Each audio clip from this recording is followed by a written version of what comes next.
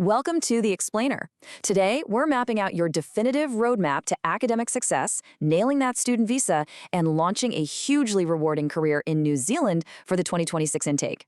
If you've been dreaming about world-class education, amazing global exposure, and building a rock-solid professional trajectory, you are absolutely in the right place.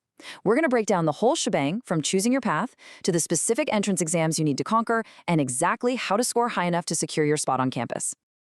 Okay, let's dive right into this. Here's the game plan to get you from planning to campus. 1. Why choose New Zealand? 2. Strategizing your career path. 3. 2026 entrance exams and benchmarks. And 4. Mastering your exam prep. I want to kick things off with a number that should definitely have your full attention. Number 1.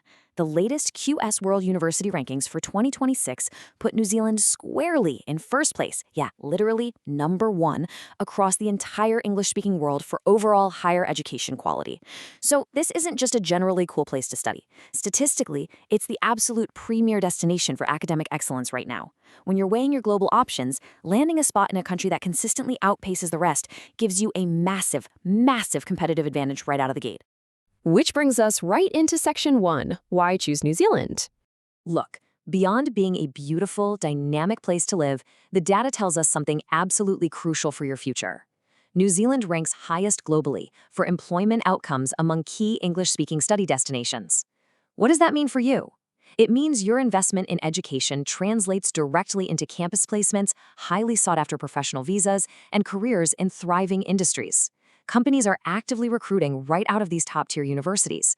It's fantastic global exposure and a really clear pathway to securing that post-study work visa. You're not just paying for a piece of paper, you're stepping into an ecosystem built to launch you straight into the workforce. Just listen to this quote from Amanda Malou, the Chief Executive of Education New Zealand. She points out how this data reinforces New Zealand's position as a high-quality, welcoming international education destination that's highly regarded for sustainability research. And she's spot on. Actually, New Zealand ranks second globally for sustainability research, trailing only behind Sweden. Why should you care? Because sustainability isn't just some corporate buzzword anymore. It is literally where massive global funding and the highest paying jobs are headed.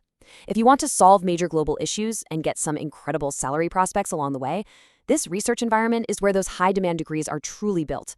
And honestly, this is what all your hard work is for. Imagine relaxing and collaborating on a stunning campus like the University of Auckland, which, by the way, is ranked 65th globally.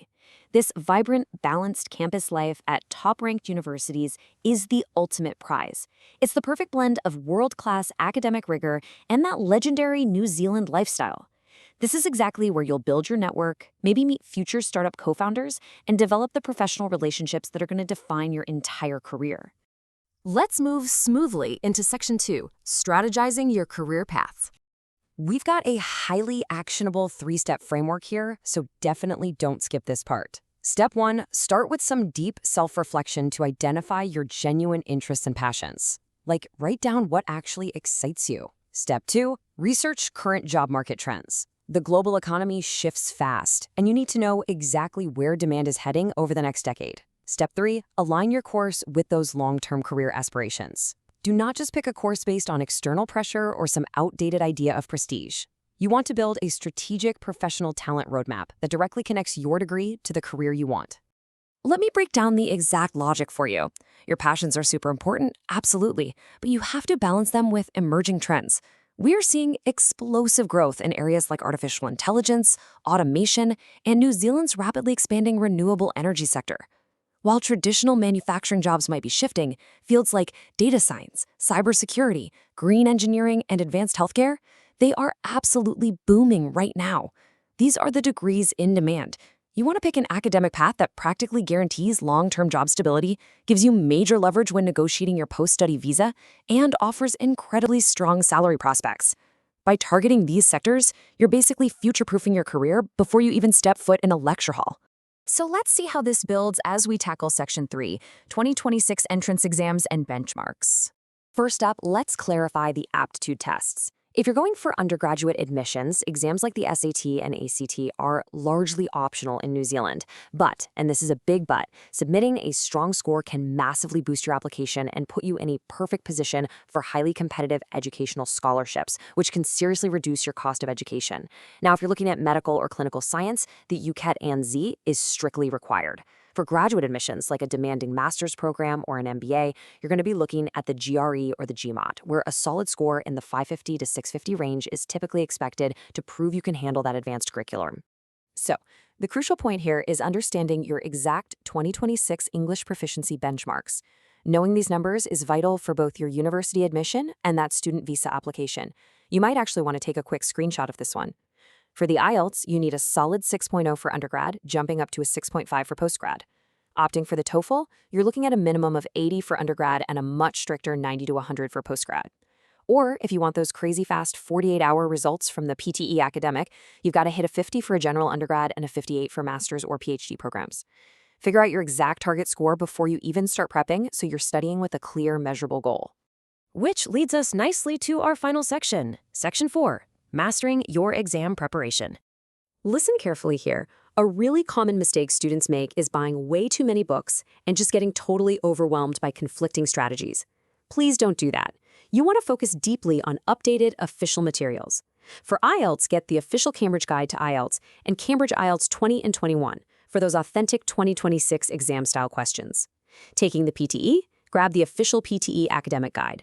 You seriously do not need an entire library of prep books. You just need these core texts, and you need to combine them with rigorous weekly mock tests.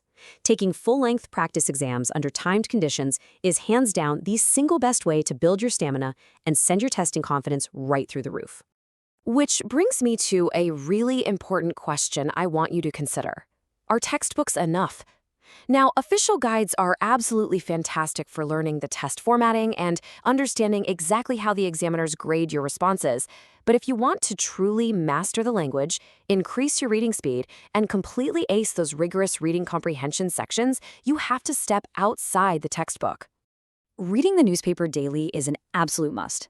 Seriously, make it a non-negotiable habit. It exposes you to higher-level vocabulary and complex sentence structures that standard textbooks just don't cover. It actively challenges your comprehension and supercharges your reading and writing skills. Plus, it keeps you informed on current global events and industry trends, like those AI and renewable energy markets we were talking about earlier.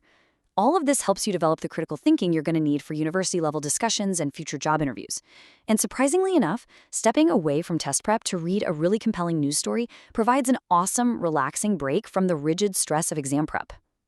Now, what's really interesting about this is it represents your ultimate goal. This is exactly why you put in those grueling hours of exam prep, why you read the daily news, and why you carefully strategize your professional talent roadmap. It's all about achieving that perfect balance of rigorous academic achievement and enjoying New Zealand's incredible quality of life. It's about setting yourself up for an amazing educational experience that seamlessly transitions into a high-paying, rewarding career. So you've got the roadmap. You know New Zealand is the #1 English-speaking destination for quality education.